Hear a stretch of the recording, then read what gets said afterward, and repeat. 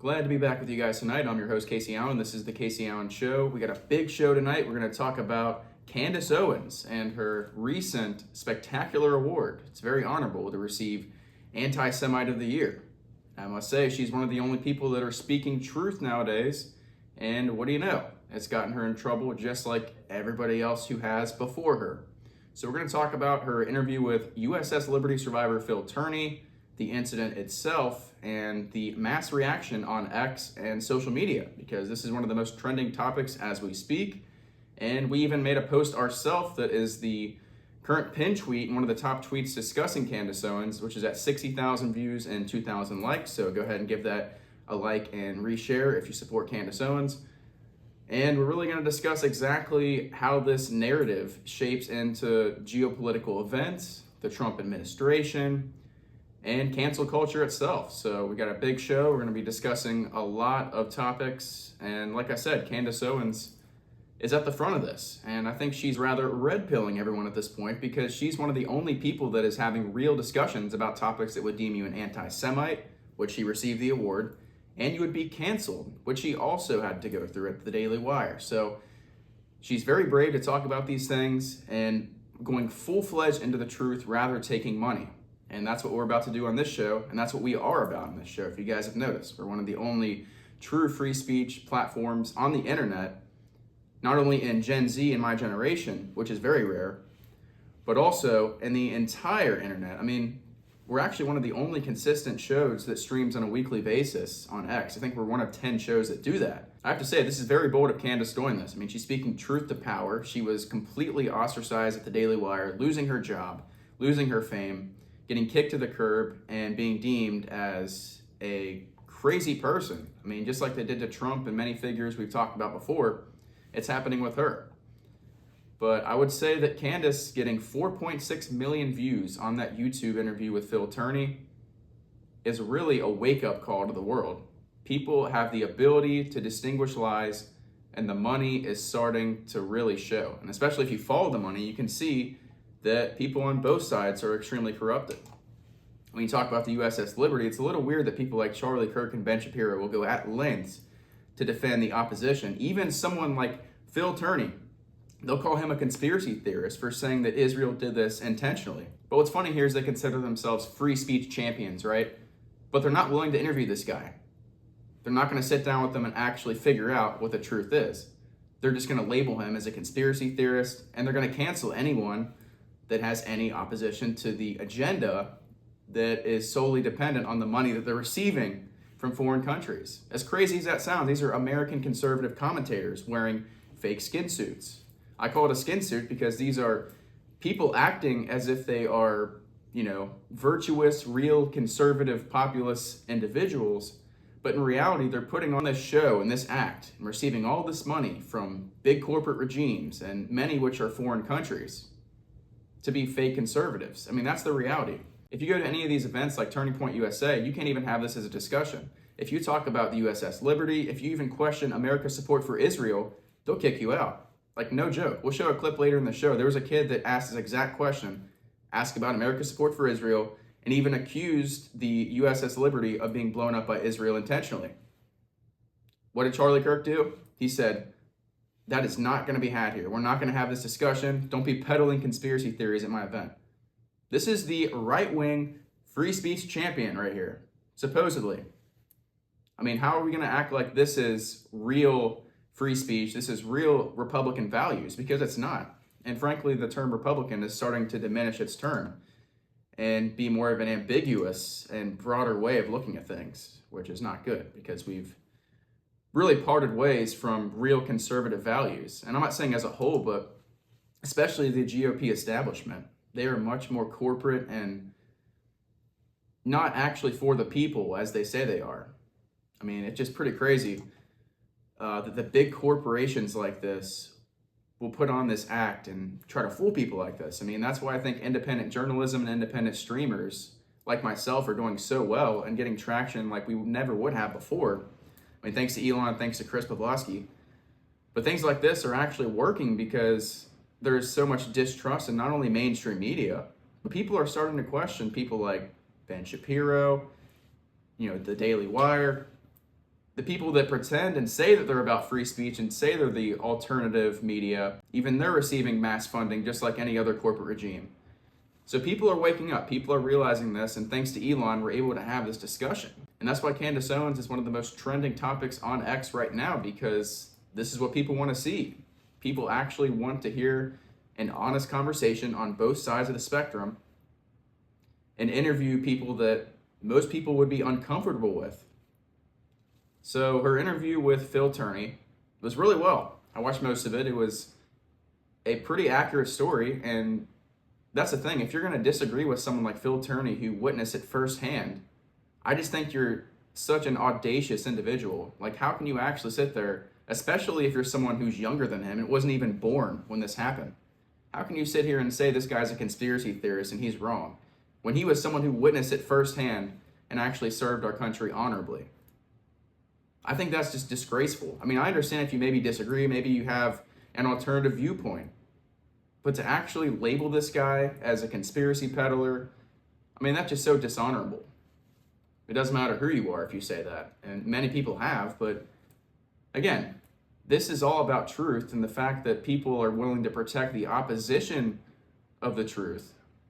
It tells you there's something at play. There's some ulterior motive, whether it's money, whether it's affinity for another country in some people's cases. It's hard to tell. It could be a vast majority of things, but it's not right. You know, the fact that someone like Phil Turney is courageous enough to have these conversations, I give him all the respect in the world, and he's welcome to come on the show anytime. I would actually love for him to be on the Kacee Allen Show. We'd have a great conversation, and I'd ask him tons of questions.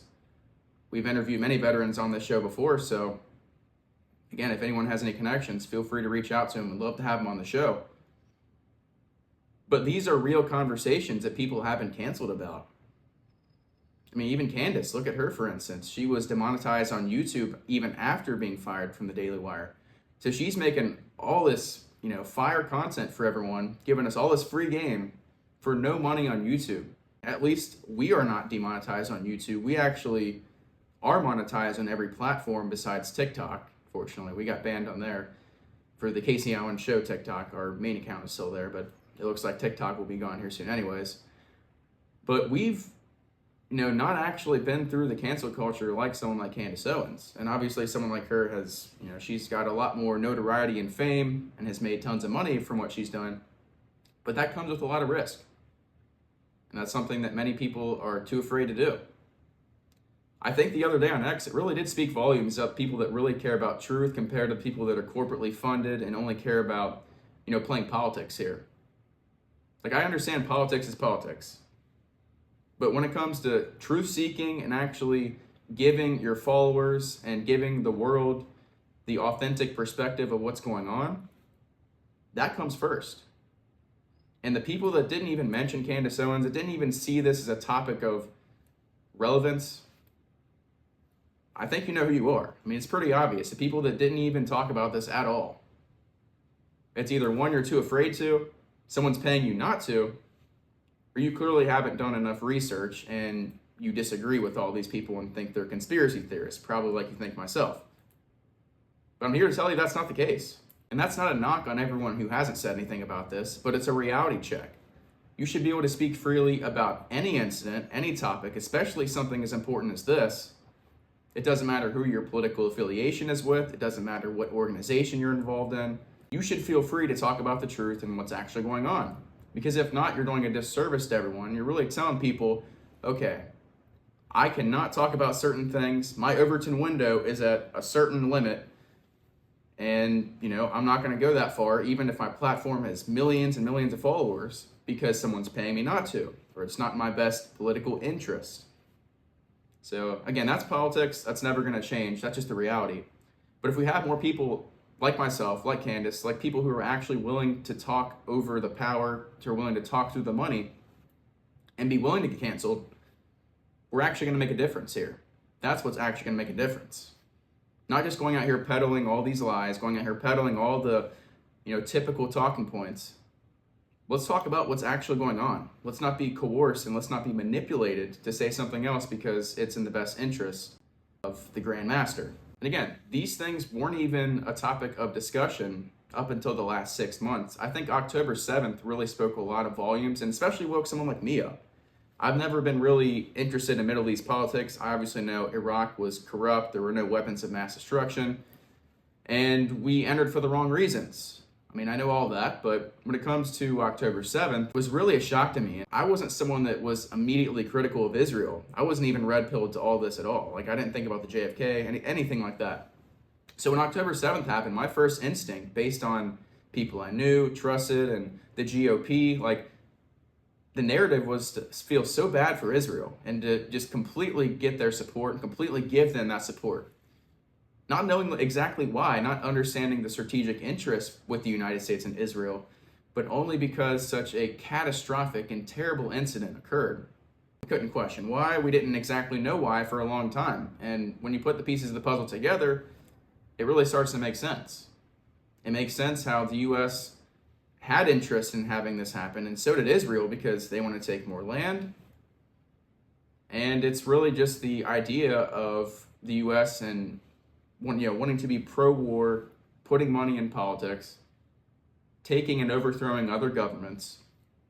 That's what's happening here. And like I said, October 7th was a big wake-up call to many people. And we saw that, the Israeli lobby, the Israeli government, it controls a lot of things in the United States. And it's not something that you can just brush off and, it's just a one-time thing. No, this is a serious issue and it's something that needs to be notable. And people need to be talking about this every single day until something's actually fixed. It's nothing against Jewish people. It's nothing against people of Semitic race. This is all about American nationalism and protecting our country and protecting our interests from people who might want to take that and make it their own, especially someone who's not in the United States. The reoccurring issue here, especially something I noticed after October 7th, why is it that the Israeli intelligence always seems to be present during a U.S. historical event? MLK, JFK, 9/11. I mean, the list goes on. RFK, there are so many fingerprints of Israeli intelligence on these events. And it's just really weird how they always tend to be there. That's something we should be able to question. It's not making a direct inference, but it's something that is very strange. And it's a little weird that you would get canceled at times for even having that as a topic of discussion. I mean, heck, we might even get canceled on YouTube for even talking about this, but we're willing to take that risk because the truth matters. And this comes down to the people that really care about truth. It comes down to talking about things that are going to change society for the better. So for those of you that don't even know anything about the USS Liberty, I'll give you a brief summary. On June 8th, 1967, during the Six-Day War, the USS Liberty, an American intelligence ship, was attacked by Israeli forces. The official narrative from Israel was that it was a case of mistaken identity. They thought it was an Egyptian ship. However, details suggest otherwise. The Liberty was clearly marked with American flags, and it was in international waters off the coast of Sinai. Multiple reconnaissance flights by Israeli aircrafts had identified the ship's American nationality before the attack. Despite this, Israeli jets and torpedo boats attacked, killing 34 U.S. servicemen and wounding 171. This response from the U.S. was unusually restrained, with the Johnson administration accepting Israel's apology and not seeking further investigation. And LBJ was someone the American people did not vote for. He was after JFK was assassinated, so something to think about there. Shout out to Candace, that's some real journalism right there. I completely respect that, and we need some more of that in society. I'm going to predict that Candace actually passes up Ben Shapiro in following on YouTube and X in the next 6 months. So that's my prediction, and we'll see how that plays out. But another topic we're going to get into is a story from today that's very damning. There was another school shooting, of course, in Madison, Wisconsin, that has so far left 5 dead and 5 injured. The suspect is allegedly a woman. We're still gathering the manifesto and the details on that. And I say thank you for coming and talk about how important the media is to our community. But the truth is, today is a sad, sad day, not only for Madison, but for our entire country, where yet another police chief is doing a press conference to speak about violence in our community, specifically in one of the places that's most sacred to me as someone who loves education and to someone that are in schools. So I'm gonna tell you what I know. I'll answer any questions that I can. There'll be a secondary briefing that our PIO will let you know about, okay? Around 10:57 a.m., our officers were responding to a call of an active shooter at the Abundant Life Christian School here in Madison. When officers arrived, they found multiple victims suffering from gunshot wounds. We train on this almost quarterly. The last time we trained on this as commanders was approximately 2 weeks ago. The protocols are simple. Stop the killing, stop the dying, find out who's doing this. And the officers did that, and they did that adamantly. We had officers from around the county and around the state that came in support of this particular incident. Officers located a juvenile who they believe was responsible for this deceased in the building.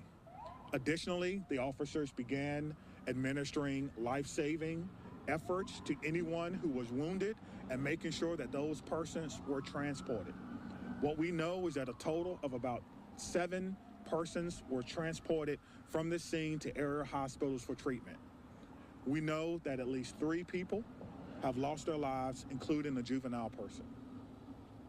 I don't have any other information about those persons who have lost their lives, and I'm not going to release that until we have, of course, spoken with family members and ensuring that they are fully aware of this tragic, tragic scene that occurred today.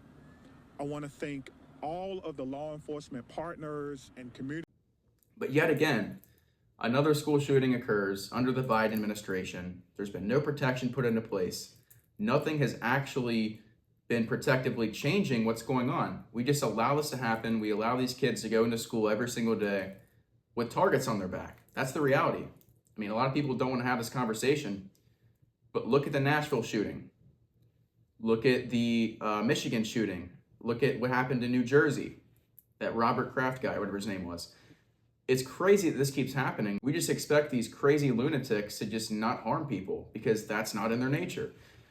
I mean, it's just a ridiculous talking point. And even the Democrats, they just say, we want to take away guns. Like, that is not going to do anything. We know that we have this conversation all the time, and that leads nowhere besides people getting more crazier, the wrong people getting guns either way. And result, it just renders the person who should have the gun and should be able to protect themselves and save people without a weapon. So we're going to continue to cover what exactly is going on here. We're going to have probably more of a full story tomorrow on this, and we're going to cover this on X after the show. But guys, this is crazy. Just a couple weeks ago, the Biden administration sent $17 billion to Israel, Ukraine, and Taiwan, when that $17 billion for 1 year could be enough money to supply every public school and private school with 2 armed security guards or military veterans, paying them $55,000 a year.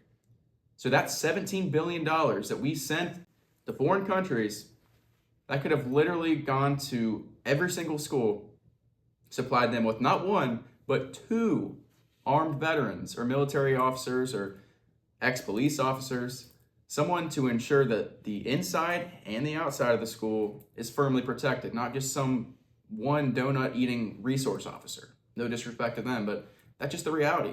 And the reality, we're sending all this money to foreign aid, and these events just keep happening. And people like AOC are so fed up with what's going on in other countries' borders and, you know, the genocide of other countries, especially Lindsey Graham. I mean, it's both sides here. But yet we're not putting any focus on these school shootings. This is something that will go away in 2 days. People will stop talking about it, and it'll be on to the next media catastrophe. It'll be on to the next heinous act someone commits. I mean, there is nothing put into place here to prosecute criminals. We almost encourage criminal behavior in the society. And these people don't even get punished properly. A lot of them just get right out the next day or they get on bail. I mean, it's crazy. Whoever committed this act probably won't even spend the rest of their life in prison. I mean, they killed 5 people and injured 10, at least.